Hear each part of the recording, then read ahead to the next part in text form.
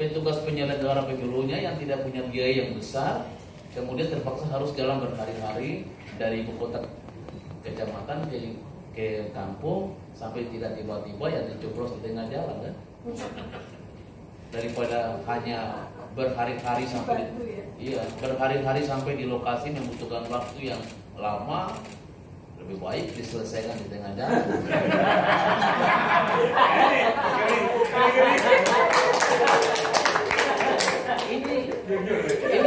Ini kita bicara fakta. Ini fakta seperti itu. Kita bayangkan petugas PPS-nya berjalan atau PPK-nya berjalan. Ini kan tidak ada kendaraan mobil atau motor, berjalan kaki. Jalannya enggak ada. Berhari-hari hanya bertemu dengan satu TPS yang jumlah pemilihnya tidak lebih dari 100. Dikawal oleh petugas kepolisian, dikawal semua jalan. Biaya pikulnya satu honor 600.000 misalnya. Ini untuk apa? Daripada berhari-hari resikonya besar, diselesaikan di tengah jalan. Nah, jadi memang biaya pemilunya misalnya, distribusi logistik pemilu di Papua sama dengan distribusi logistik dari Jakarta, sama, nilai APBN-nya sama, semua sama. Jadi dinasionalisasikan semua, bahwa seolah-olah penyelenggaraan pemilu itu sama, daerah satu dengan padahal kan beda. Nah, oleh sebab itu politik kebangsaan kita ini penting sekali, tetapi sekali lagi perlu ada rumusan-rumusan sehingga tidak perlu kita mengatakan bahwa ini demi kepentingan konstitusi, ini demi kepentingan bangsa dan negara. Tetapi kalau hanya kepentingan bangsa dan negara, kemudian rakyat itu menjadi korban, atau demokrasi, nilai demokrasi politiknya makin hilang, apa artinya juga semboyan kita? Sebaiknya politik lokal itu dihidupkan kembali dengan cara budaya dan adat kebiasaan setempat.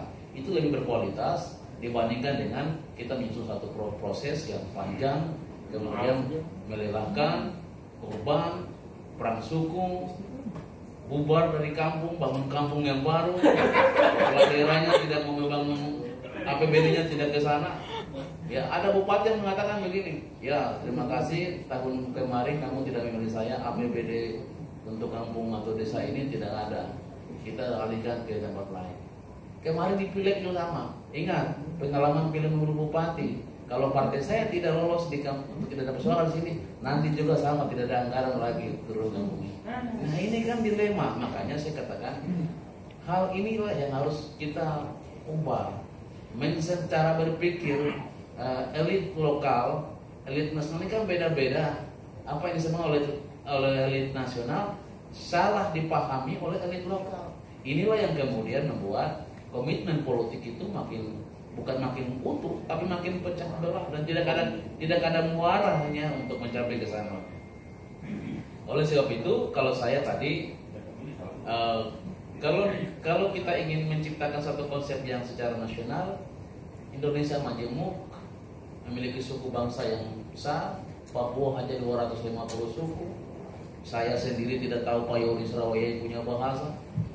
Saya sendiri dan Pak Yoris punya adat yang beda. Bagaimana kita mau hidup? Bahasa Indonesia mempersatukan seluruh bahasa di Papua.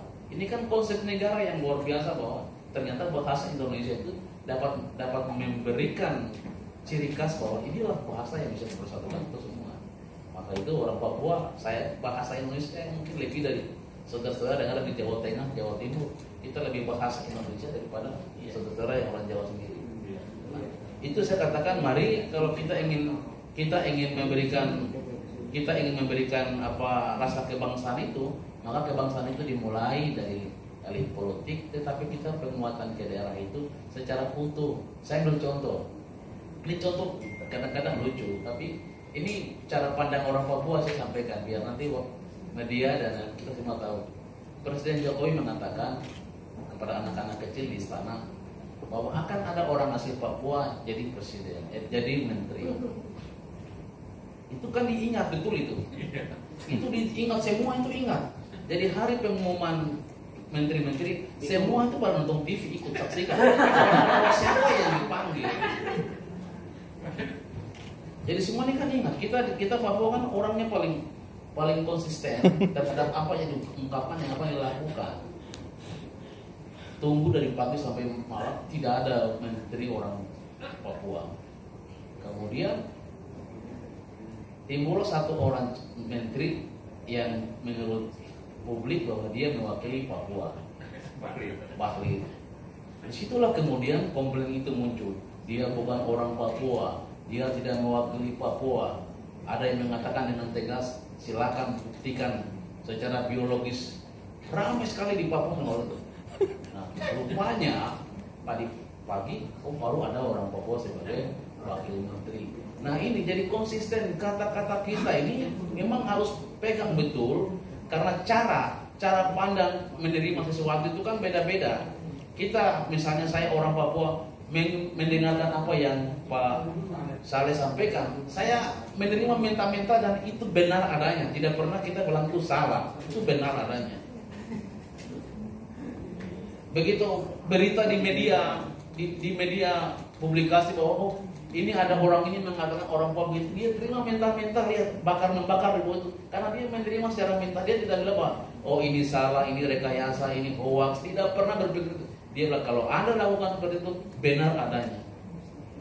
Nah ini saya katakan, maka wawasan atau kebangsaan kita memang kita harus rajut dari konsep politik lokal kita masing-masing, sehingga tidak ada semacam sentralistik konsep yang dibangun ke daerah, tapi bila perlu konsep kebangsaan ini dibangun dari daerah ke pusat. Seperti itu yang menjadi catatan saya. Terima kasih.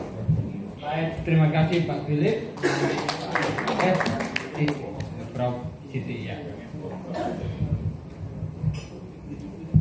Terima kasih. Saya menanggapi pertama soal media dan independensi tadi. Saya kira memang agak susah Pak. Kalau kita baca berita saja, itu kadang-kadang dari dunia saja sudah berpihak. Ya enggak, apalagi pas lagi pilpres dan pileg itu. Dan saya sepakat bahwa itu bukan wartawan sebetulnya.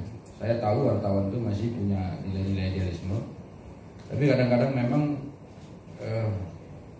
pemiliknya itu memang tidak sengaja atau sengaja gitu. Kalau yang tidak sengaja berarti kan karena pasar ya, ditekan sama pasar ini, akhirnya dia berpihak gitu. Tapi ada juga memang yang sengaja. Jadi kalau kita lihat, ya bukan hanya media cetak online dan lain-lain, tapi media televisi juga ada yang berpihak gitu. Bahkan sudah bolak-balik dikritik, orangnya tetap jalan. Jadi karena ini mungkin pengaruhnya adalah terkait dengan supply and demand saja Pak. Jadi media ini kan bagaimanapun juga ini adalah produk atau sebuah produk ya, produk jurnalistik namanya. Jadi itu ketika kita sampaikan ke publik yang tentu tadi memberikan penilaian. Nah apalagi di suasana sekarang Pak, media kan karena dia sudah sistemnya online tuh, medianya banyak sekali, persaingan untuk mencari iklannya makin tinggi, itu berimplikasi pada kesejahteraan wartawan dan jurnalisnya. Nah kalau Bapak tanya ke saya, kira-kira bagaimana cara untuk meningkatkan kesejahteraan para jurnalisnya dan awak media itu, saya tidak tahu apakah mungkin ya dengan adanya sertifikasi wartawan sekarang pemerintah mengeluarkan anggaran untuk itu. Katakanlah setiap yang sertifikasinya sudah bagus itu harus dikasih honor resmi oleh negara. Seperti guru-guru honor tadi, nanti akan saya jawab itu soal itu. Mana guru-guru honor yang sekarang sudah tersertifikasi juga dibayar oleh negara. Apakah bisa misalnya itu diarahkan kepada itu? Itu pertanyaan pertama Pak. Cukup nggak anggarannya? Anggaran apa? Pertanyaan yang kedua yang terkait dengan itu, apakah kalau sudah disubsidi seperti itu, wartawannya akan menjadi independen? Kan dia akan tetap terikat dengan pemilik medianya juga Pak. Nah ini kan jadi problem juga. Jangan-jangan walaupun sudah disubsidi tetap aja tidak. Pertanyaan yang ketiga, kalau pemerintah sudah kasih uang, itu biasanya kan malah justru harus bela pemerintah Pak. Ya dong, kan ngeluarin duit. Kalau ngeluarin duit ya berarti harus bela pemerintah. Nah ini jadi problem yang mungkin nggak bisa selesai di dalam diskusi kita pada sore hari nanti kita minta anggaran dari Kesekjenan untuk bicara khusus terkait dengan ini Pak. Saya kira kita bikin diskusi baru lagi lah ya soal itu. Saya kira Komisi 1 cukup menarik. Kemudian yang kedua, saya menanggapi yang kedua ini soal tadi Pak, memang undang-undang pemilu kan selalu diputar balik Pak. Namanya juga politik tadi itu, politik kekuasaan Pak. Jadi kalau dia Pancasila Undang-Undang Dasar 45 itu masih bisa kita kategorikan kelompoknya pada politik kebangsaan.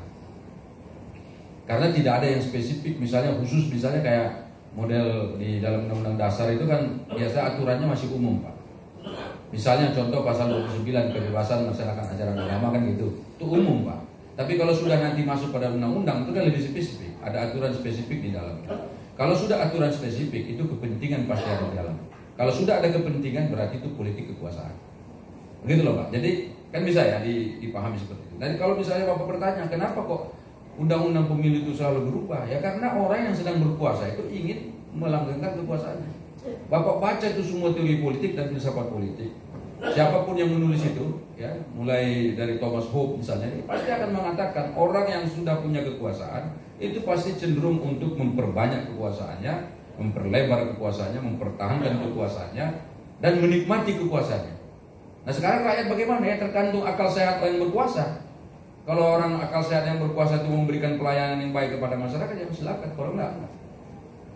Nah kalau kita Pak di DPR ini kita kan suaranya katakanlah menengah ya, kan bukan partai besar gitu. Kadang-kadang kita sudah protes jangan sampai diganti undang-undang pemilu. Tapi karena politik kebangsaan ujung-ujungnya kan voting Pak. Kalau udah voting gimana?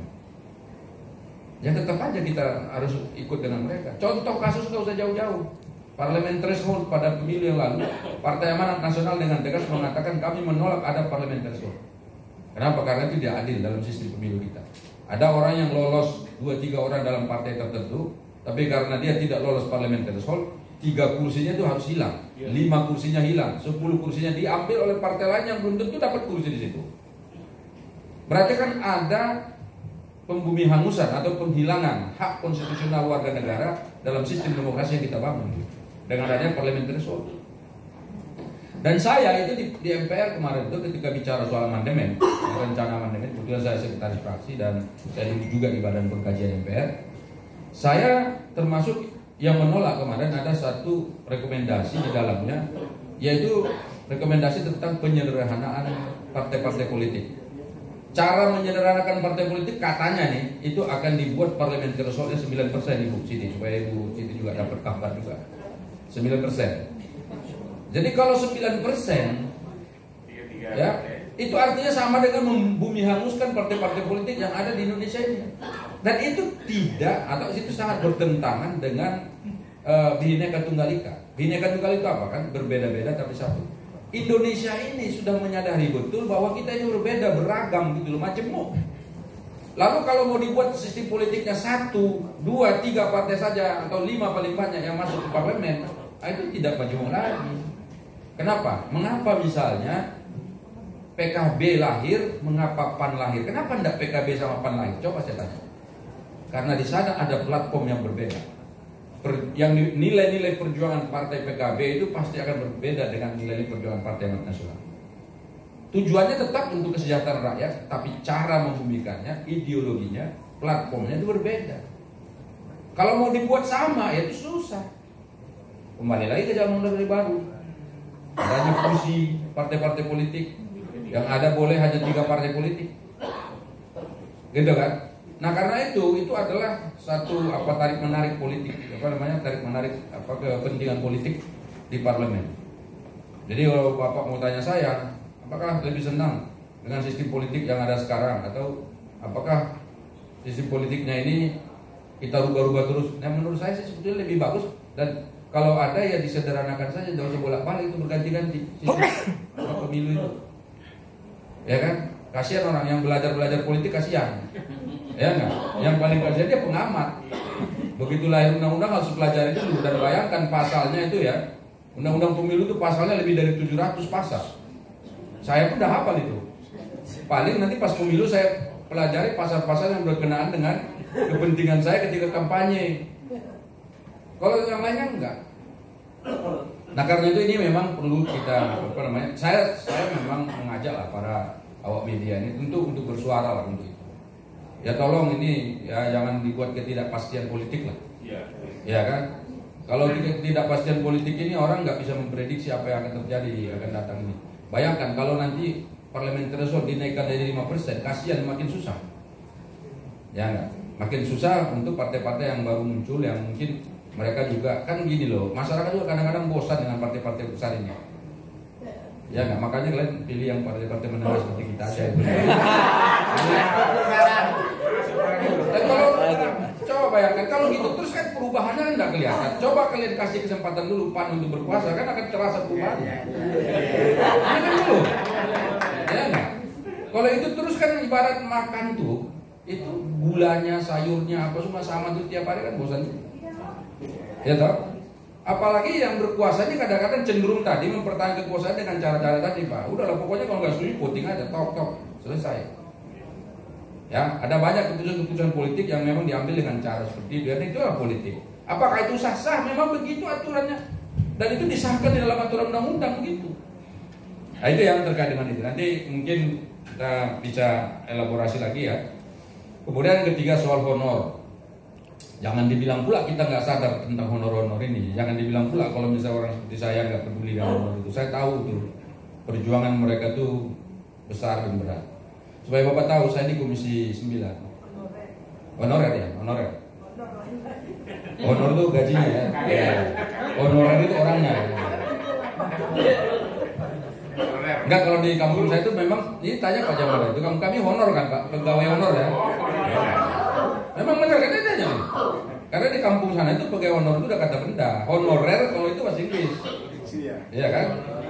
Orangnya. Kalau di kampung itu pegawai honor itu orang. Honor. Ya. Jadi pegawai honorer itu Pak, dulu ada namanya bidan PTT, dokter PTT, pegawai tidak tetap namanya. Di zaman saya masuk ke Komisi 9, itu kita teriakin habis-habisan. Hingga akhirnya 42.000 bidan PTT di seluruh Indonesia diangkat menjadi pegawai. Ya itu zaman saya itu Pak, tahun 2017. 2016 kita gedor-gedor dan 2017 mereka 42.000 loh ya, nggak sedikit tuh. Bapak tahu nggak berapa anggaran mereka setiap tahun?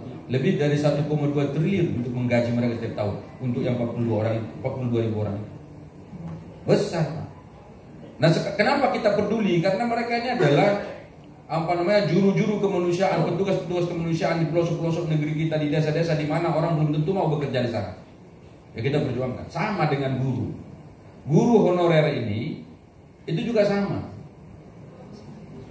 Cuman masalahnya memang guru honorer ini jumlahnya sangat luar biasa besarnya. Terakhir itu kita rapat koordinasi lintas kementerian lembaga dan lintas komisi terkait dengan honorer. Itu honorer kita di Indonesia itu masih lebih dari 800.000 orang. Coba saya tanya, kalau misalnya pemerintah ngangkat 800.000 orang ini, apa yang akan dilakukan Sri Mulyani coba? Kira-kira saya tanya. Nggak mungkin mundur, orang masih mau naik. Begitu ditawarin menteri masih mau kok mundur. Ini jawabannya nih Pak Freddy yang betul. Pasti untuk menggaji pegawai honorer yang diangkat PNS itu larinya dari mana? Dari utang. Kenapa? Sumber dari APBN kita sekarang ini memang sangat terbatas. Kita APBN sekarang kan lebih dari 2.400 triliun. Sumber dari pajak itu kan sekitar 1.600, 1.800 triliun. Sisanya dari mana? Coba saya tanya. Dari mana coba saya tanya? Ya ada PNBP. PNBP berapa sih? Ada penghasilan dari BUMN berapa? Ada cukai rokok berapa? Kan tidak bisa nutupin semua yang 2.400. Dan ingat bahwa sumber APBN itu ya tentu pajak, ya kan? Kemudian yang kedua tadi itu PNBP, yang ketiga utang, dan itu sah, utang itu sah Pak. Ada undang-undangnya kan, undang-undang keuangan negara ada rate-nya, ada batasan-batasannya sih sebetulnya. Tapi itu dilakukan. Nah kalau 800.000 orang itu sekaligus diangkat itu agak mustahil. Tetapi secara perlahan-lahan pemerintah kita minta sekarang itu untuk mengangkat mereka jadi pegawai secara perlahan-lahan ya, sesuai dengan kemampuan dari pemerintah. Dan ada satu problem lagi, itu dari sisi pemerintah tadi problemnya. Dari sisi guru honorer dan juga sistem administrasi kita juga ada bermasalah. Kadang ada honorer ini, begitu dulu ada isu bahwa setiap honorer akan diangkat jadi pegawai negeri zaman SBY dulu. Ingat ya, itu banyak guru-guru honorer itu yang sebetulnya dia tidak honorer, jadi akhirnya dapat honorer. Bahkan dibuat tanggal mundur honorernya. Ini mohon maaf nih. Misalnya, seseorang itu sebetulnya dia bukan guru di situ. Bukan guru honorer gitu. Tapi begitu ada isu, bukan isu sih, pengumuman dari pemerintah bahwa guru nanti akan diangkat jadi pegawai negeri, guru honorer, maka dikeluarkanlah SK-nya, SK mundur 3 tahun. Misalnya sebetulnya gurunya baru sekarang gitu, tapi SK-nya dibuat mundur. Yang buat siapa? Yayasannya. Kan yayasan swasta yang banyak. Nah itu sekarang memverifikasi itu pemerintah nggak bisa. Mana yang betul-betul sungguh-sungguh memang honorer yang ada, mana yang tiba-tiba keluar SK yang seperti itu, dan itu banyak. Nah kemudian memang yang terakhir itu kenapa sih honorer ini penting sekali untuk kita pikirkan bersama, memang karena pemerintah kita ini belum mampu menciptakan lapangan pekerjaan sebagaimana yang diharapkan oleh masyarakat kita. Mohon maaf Pak, banyak itu yang pintar-pintar juga itu karena tidak bisa tertampung di dunia kerja, akhirnya mencari pekerjaan yang memang bukan bidangnya, dan karena terpaksa untuk memenuhi kebutuhannya juga akan tetap harus di situ. Nah ini saya kira 3 persoalan ya terkait dengan pertanyaan yang ketiga tadi.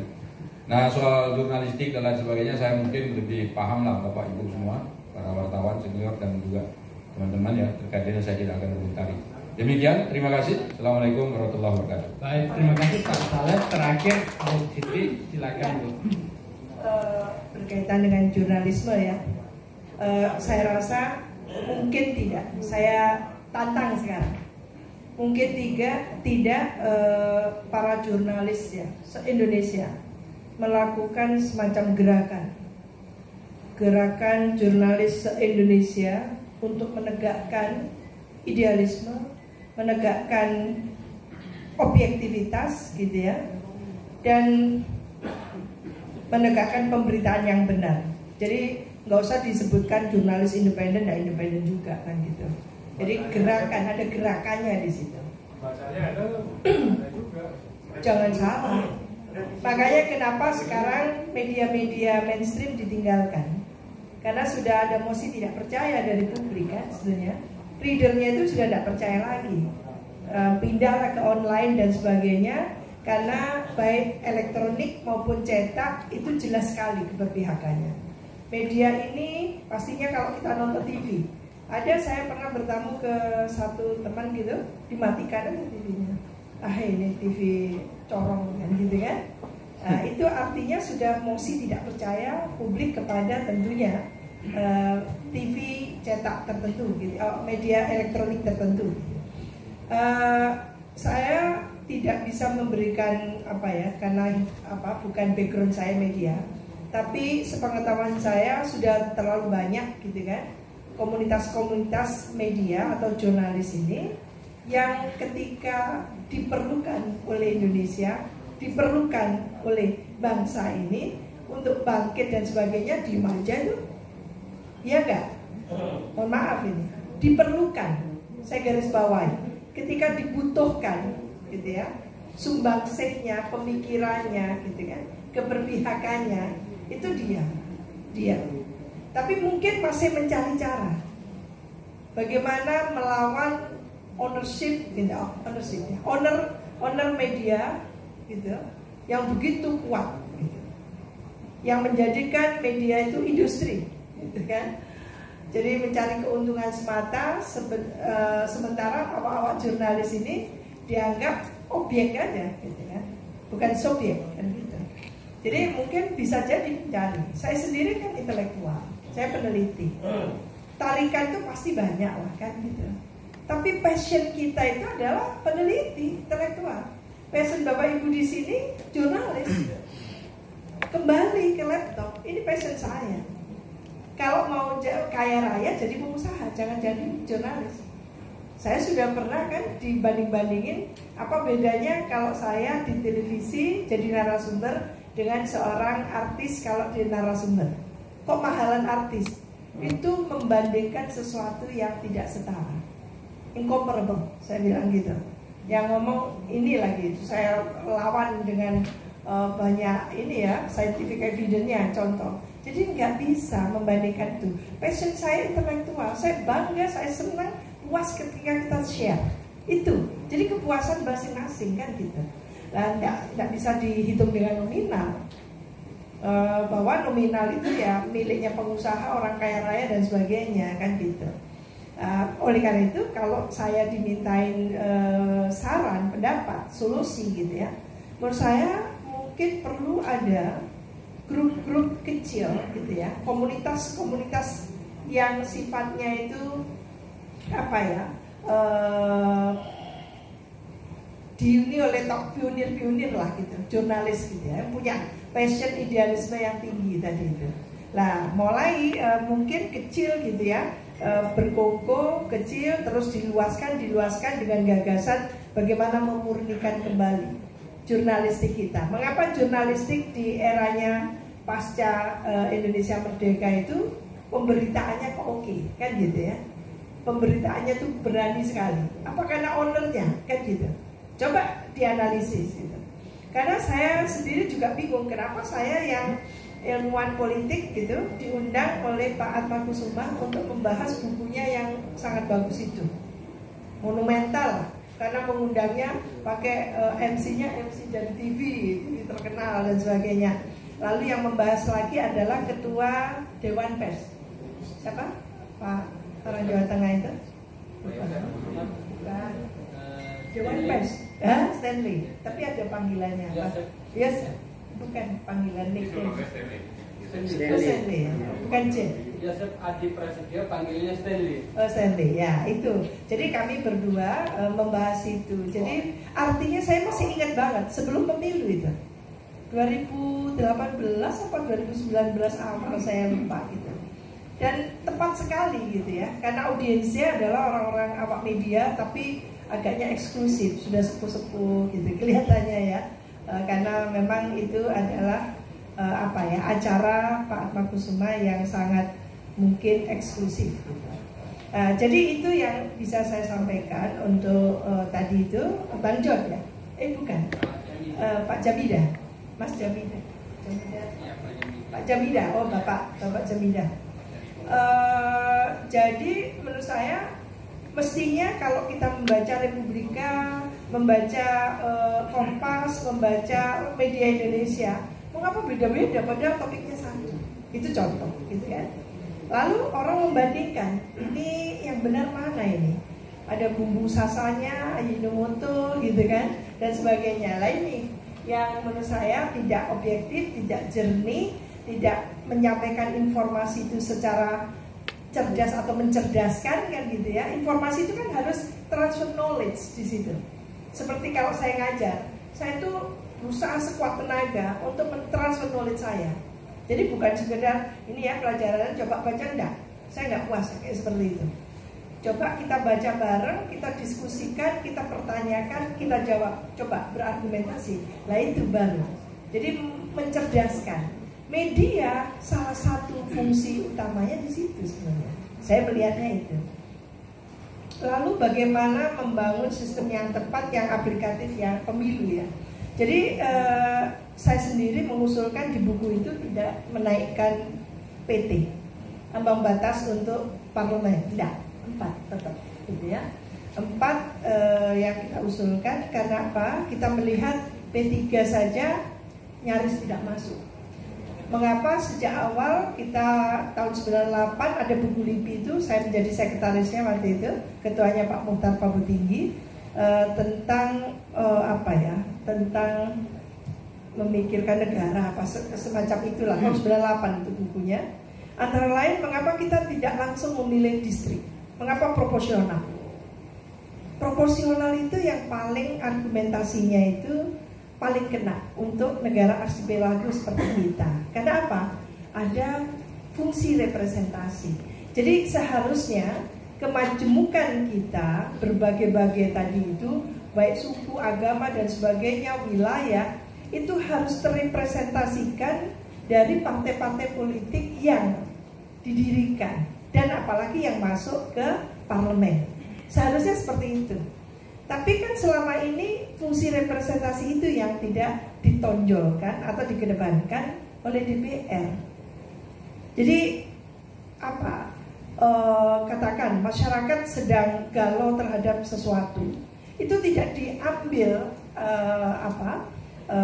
topik tadi itu menjadi isu aktual yang lalu dibahas oleh komisi yang terkait dengan itu. Nah ini masalahnya. Jadi fungsi representasi itu yang putus, sehingga rapornya DPR setiap 5 periode bahkan tahun gitu tidak terlalu hitam kan gitu ya. Mohon maaf ini, jangan marah ini bukan kata saya, kata yang melakukan evaluasi kayak Formapi dan sebagainya itu. Jadi kita ingin yang periode sekarang itu karena mereka ini akan melakukan investasi politik untuk 2024. Jadi kalau melakukan investasi politik, meskipun itu sistemnya nanti bisa jadi tertutup karena memang partai tidak menghendaki terbuka, karena banyak dampak negatif yang terjadi di terbuka. Tadinya saya sangat mendukung sistem terbuka itu, proporsional terbuka dan banyak gitu ya. Kenapa? Di situ kita maksudkan para caleg-caleg itu berjibaku luar biasa mendekati masyarakat, melakukan katakan edukasi, pencerahan dan sebagainya. Tapi ternyata di prakteknya itu tidak. Jadi di internal elit satu partai itu juga kontestasinya sengit, lalu ujung-ujungnya menggunakan modal. Dan partai lalu mengambil satu inisiatif, yaitu mengundang pemodal-pemodal masuk jadi caleg-caleg baru. Nah ini tidak elok banget ini. Jadi vote buy yang terjadi, disingkirin tokoh-tokoh partai itu sendiri, nah itu kan. Jadi kalau itu halnya ya memang harus kita lakukan evaluasi dan kita usulkan yang tidak seperti itu. Dengan tertutup atau tertutup. Sebagian terbuka, sebagian tertutup. Enggak, tertutup. Tertutup dengan catatan. Tertutup dengan catatan agar ada hak otonom kader yang tetap dihormati di situ. Dengan catatan ada poin-poinnya lengkap sekali, kan kita tidak sedang membahas itu ya. Tapi ketika membahas politik kebangsaan, nyerempetnya ke sana juga gitu ya. Bukan politik kekuasaan yang kita inginkan. Kalau negara ini mau digeber dengan politik kekuasaan, sistemnya demokrasi nggak nyambung. Nggak nyambung. Pastinya masyarakat tetap lag behind, tetap tertinggal gitu ya, tetap undeveloped, lalu ada gap yang luar biasa. Dan itu akan menjadi satu momok bagi Indonesia, karena ini akan bisa di-trigger menjadi katakan chaotic nanti. Nah itu yang tidak boleh. Makanya kita sedang